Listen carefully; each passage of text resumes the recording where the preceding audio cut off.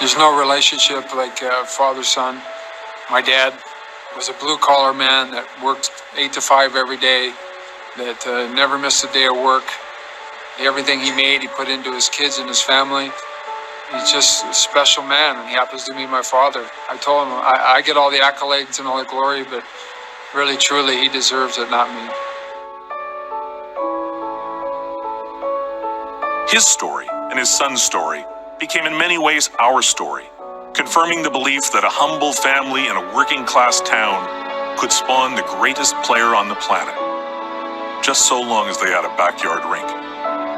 What we've tried to make sure that we did as the kids grew up is let each one have their own identity. That way, we don't compare one against the other. What we would like them to do is always to do the best they can in anything that they do, whether it's in hockey or at school.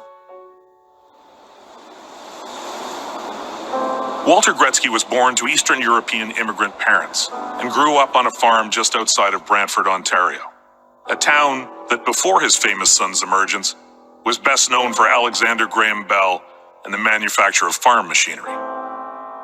He and his wife Phyllis met when they were both teenagers. Walter found work as a lineman for Bell Telephone, and the couple moved into a modest house on a modest block where they raised their 5 children. Wayne was the firstborn. In 1961, Walter suffered a fractured skull in a work accident that temporarily left him in a coma. He permanently lost the hearing in 1 year and was off work for 18 months, a difficult year and a half while the family struggled to survive on disability payments. The family lived with few luxuries, even at the best of times, and any extra resources they did enjoy were directed towards hockey. Walter was a tough, driven man, and the game was his passion, a passion that would be focused entirely on his sons. The legendary backyard ice patch wasn't just a place for play, it was a place for practice, for work, with hours spent doing drills that were recorded for later critique. Wayne, especially, thrived under Walter's tutelage. As word spread of the hockey prodigy, and he became the first player to become a public figure even before he reached his teens, his mom stayed out of the limelight by choice, while his hockey dad became a celebrity in his own right. Wayne soon outgrew the available competition in Brantford and forged his own path, bucking the system along the way. Walter, his first coach and confidant, stood by his side.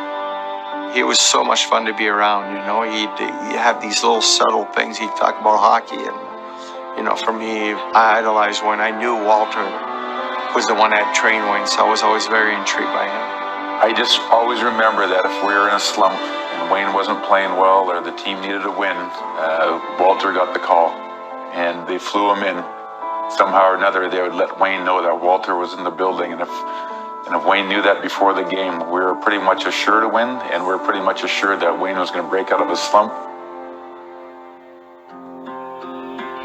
He was, as Wayne wrote in his autobiography, a funny little guy who stays up drinking coffee every night until 3 in the morning, even though he's got to be at work at 8 the next day. He doesn't have to work if he doesn't want to, yet he never misses a day. He's still my coach, but he's also my agent, manager, amateur lawyer, business partner, and best friend. He doesn't have a college degree, but he's probably the smartest guy I know.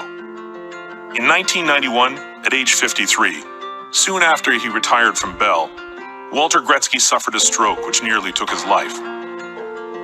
His rehabilitation was long and difficult, and he was left with permanent memory deficits. The inspirational story of his recovery became the subject of a book and a made-for-television movie. The ordeal also seemed to soften him, to wear away some of the hard edges. Eventually, Walter returned to the role of everyone's favorite hockey dad, happy to meet new people, to take them on tours of the family trophy room, to make hundreds of public appearances and give hundreds of interviews, always with a smile on his face. The greatest feeling that you have as a child playing a sport, doesn't matter what it is whether it's a practice or game, to look in the stands and be able to see your mom and dad there. And I don't think that ever changes. And I still have the same feeling today when I look in the stands and see my dad there. It reminds me of when I was 6 years old. And one of the greatest rides I ever had in my life was the very last game I played for the New York Rangers.